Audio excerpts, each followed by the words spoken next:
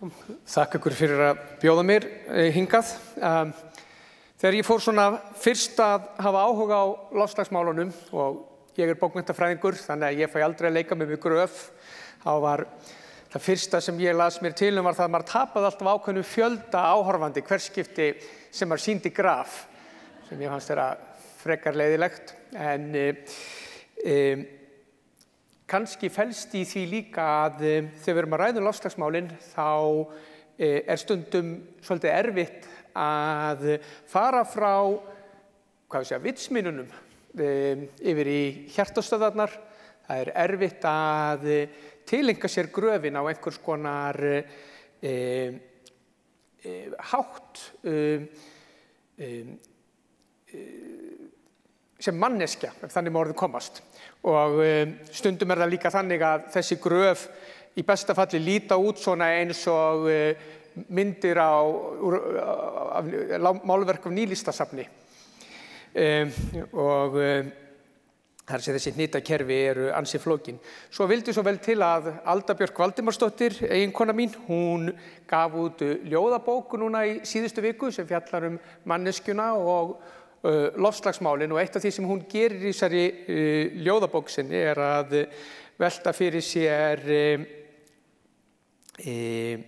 hnitakerfi vísindanna út frá aðeins öðruvísi sjónarhorni, og þar meðal annars þetta ljóð sem heitir Krossberi, sem svona, sem sagt, láréttur ás hitafars merkir jörð í jafnvægi, samkvæmt í línuritinu maðurinn á leið eitthvað upp, og líka eitthvað niður. Maðurinn dýr sem raskar jafnvægi, eins og risaeldgos, breyting á sólvirkni, loftsteinn, eins og óendanleg tala á leið út í hið óþekkta. Svolítið erfitt fyrir maður að samræma það að vera bæði nærsýnn og fjarsýnn. Maðurinn dýr sem raskar jafnvægi. Hvað merkir þetta? Hvað þýðir það að tala jafnvægisleit í þessu samhengi? Hér til dæmis sjáið þið 800.000 ár af jafnvægi. Það að segja, hérna sjáið þið koltvísýring í andrúmsloftinu. Ef við horfið á dalina hérna, þá eru þetta ísaldirnar og svo stutt hlýindaskeið á milli. Og ef við vildum tala jafnvægi út frá jafnvel enn stærri hlutum og tala svona stóra jafnvægið og stóru breytingarnar, þá gætum við haldið út þennan ás 8-10 sinnum lengra, alveg út í sjó, og þá kæmum við að síðasta stóra jafnvægisrofinu, ekki satt, þegar loftsteinninn skall á jörðinu og þurrkaði út risaeðlurnar. En þetta sem sagt jörð í tilteknu jafnvægi. Þetta reyndi ekki mikið á vistkerfi jarðarinnar, en það má kannski segja sem svo að ísaldir séu óhentugar fyrir okkur, mannskepnuna. Það hent okkur ekki vel þegar við erum að íhuga lífsskilyrðin á jörðinni, og það vill svo vel til að við verðum til einhvers staðar sem tegund, einhvers staðar hérna á þriðjungi ársins, þannig að þetta tiltölulega djúpur tími, og kannski má ég segja jafnvel enn frekar að við verðum til einhvers staðar hérna, einhvers staðar á þessum litla tímapunkti hérna. Síðustu 10.000 árin þá hefst nýja hlýindaskeiðið, upphaf akuryrkju, borgarmyndun hægt og rólega, við búum til ritmál, og svo getum við sagt að við sjáum hérna töluna hérna 0 og 2008, að inn á þessu litla punkti þá verðum við líka til á einhvern hátt sem einstaklingar, því að við þurfum ekki að fara nema svona 2500 ár aftur í tíman til þess að finna svona upprunan flestra trúarbragðanna okkar, heimspekinnar, bókmenntana, tónlistarinnar, vísindin verða til á þessum tíma. Það er að segja, allt sem við notum í rauninni til þess að skilgreina okkur sem einstaklinga verður til á þessum tíma. Og nú getum við spurt okkur, ef við tækjum þennan hérna litla bút hérna og við myndum teygja úr honum, þá getum við sagt að þarna sjáum við á einhvern hátt láréttan ás hitafars sem merki jörð í jafnvægi. Jú, það eru sveiflur í hitafærinu síðustu 10.000 árin. Það að segja, þær eru það miklar að það ekki hægt að leggja parkett yfir þennan lárétta hitafarsás án þess að flota fyrst. Og í einhverjum skilningi orðsins það sem við erum alltaf að reyna að gera, ekki satt. Við erum alltaf að flota hitafarsásana, beint eða óbeint. Við erum alltaf að gera ráð fyrir sveiflum, ekki satt. Við söfnum matvælum, vegna sem við gerum ráð fyrir hörðum árum. Trúarbrögðin ganga svolítið út á þetta, ekki satt. Vondu árin og góðu árin, þau ganga út á fantasíuna jafnvægi. Í Eden, ekki satt, forðum, það var eilíft vor, ekki heitt, ekki kalt, nægur matur og maður þurfti ekki einu sinni að hafa áhyggjur af því að vera étinn sjálfur. Því að það voru allir vegan í Eden. En að samaskapi þá gátum við svolítið treyst á veðurfarið. Við gátum hannað okkar heim í kringum stabílt veðurfar. Við vissum hvar við áttum að rækta hveiti, hvar við áttum að rækta bygg, hrísgrjón. Borgarmyndun verður með einhvers staðar nálægt strandlengjunni, þannig við getum farið að stunda fiskveiðar og svo framvegis. Og úr þessu öllu rís svo menningin okkar líka, ekki satt. Út úr þessum stöðugleika, út úr þessari hugmynd og út úr þessari tilfinningu fyrir jafnvægi. Og það þetta jafnvægi sem við erum svo lítið að raska núna. Það að segja, við erum á leiðinni upp og við erum á leiðinni upp á hraða sem slíkur að hann áhyggjuefni. Sumir gera ráð fyrir því að neðri mörkin muni liggja einhvers staðar hérna í kringum 2100 og efri mörkin hér.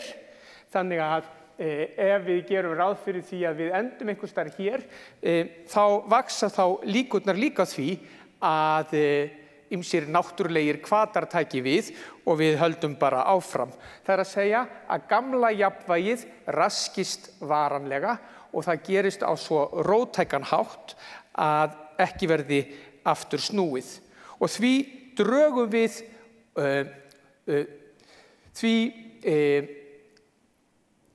en þessar miklu breytingar þær gera það líka að verkum að við þurfum á einhvern hátt að breyta okkar svona venjubundna lífi, okkar daglegu tilvist og því ef við hugsum bara þetta sem einhvers konar leið að því að auka á velmegun okkar, þá kemur líka skýringin á því þetta uppbyggingin á efnahæginum og svo framvegis, þá sjáum við líka hvers vegna við erum hikandi við það að stoppa og eftir því sem við frestum lengur og lengur því að takast á við vandan, þá verða breytingarnar sem við þurfum að gera á okkar samfélögum meiri og róttækari og það kannski einfalt að benda á það sem hefur komið fram hérna áður að fyrir 3 árum þá var gert ráð fyrir því að 18% niðurskurður losunar á heimsvísu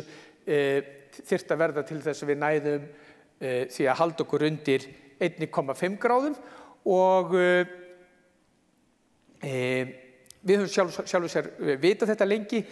Skýrsla sem kom fram frá PricewaterhouseCoopers árið 2012 gerði ráð fyrir því að ef við ætluðum að eiga sæmilegan séns á því að halda okkur undir 2 gráðum þá þyrftum við að draga úr losunum svona kringum 5%. Og þetta var sett í samhengi þar sem kom í ljós að allt frá stríðslokum höfum við aldrei náð þessu markmiði viljandi eða óviljandi. Það að segja, og þessi talir orðið miklu hærri núna, komin í kringum 10%, þannig þið sjáu hversu erfitt þetta sem líklega ástæðan fyrir því að við horfum alltaf til grænu tækniframfarana. Og vesenið við þær liggur einfaldlega í því að ef við hugsum grænu orkuuppbygginguna, þá nær hún aldrei að dekka umfram orkuþörfina sem verður á hverju ári.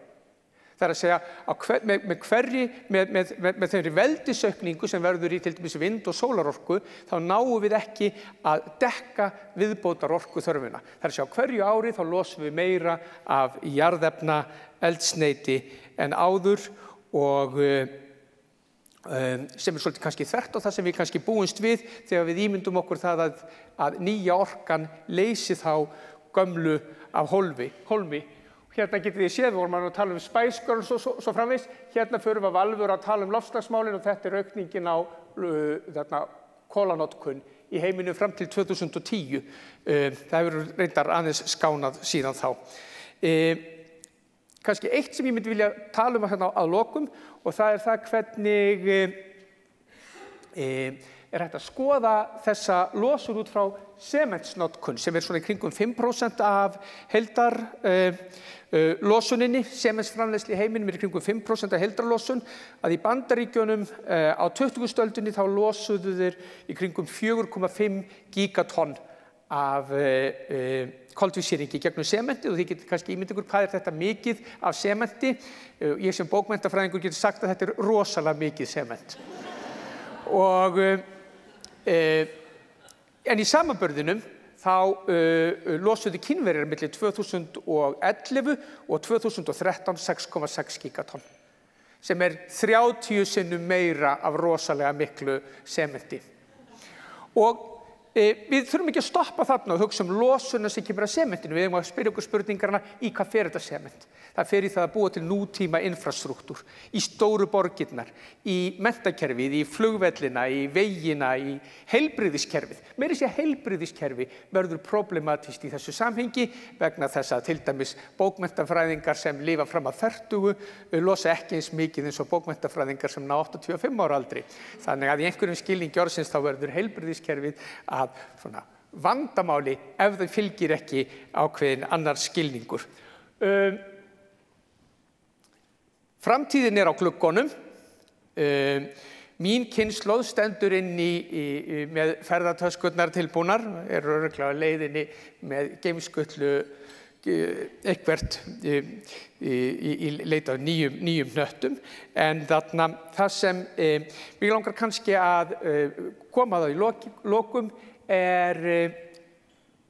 það að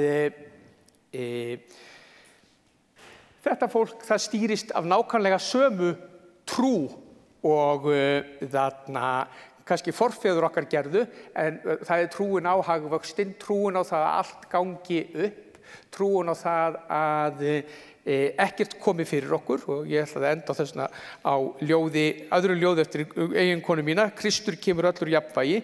Lóðrétt, lárétt merkir upprisa, hitafarslínan næstum lóðrétt, tími mannsins á jörðinni láréttur, útdauði eða upprisa. Og við getum alveg velti fyrir okkur hvernig til dæmis hagvaxtartrúin á einhvern hátt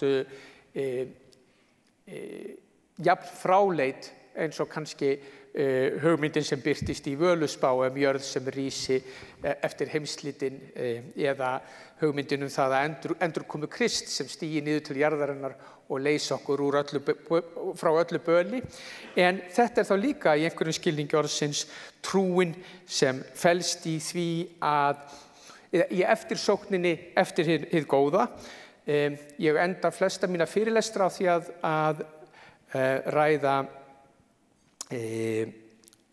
hamingjuleitina og ég enda þá alltaf á þessum kvót frá Mary Wollstonecraft sem svona: lítill vafi leikur á að enginn velur illskuna illskunnar vegna, menn villast bara á henni og hamingjunni, hinu góða sem þeir leita. Það að segja að í einhverju skilningi orðsins þá vandi loftslagsmálanna það að við þurfum á einhvern hátt að endurskoða afstöðu okkar til hins góða, endurskoða afstöðu okkar til hins eftirsóknarverða ef við ætlum að búa í haginn fyrir framtíðina og komandi kynslóðir. Takk fyrir.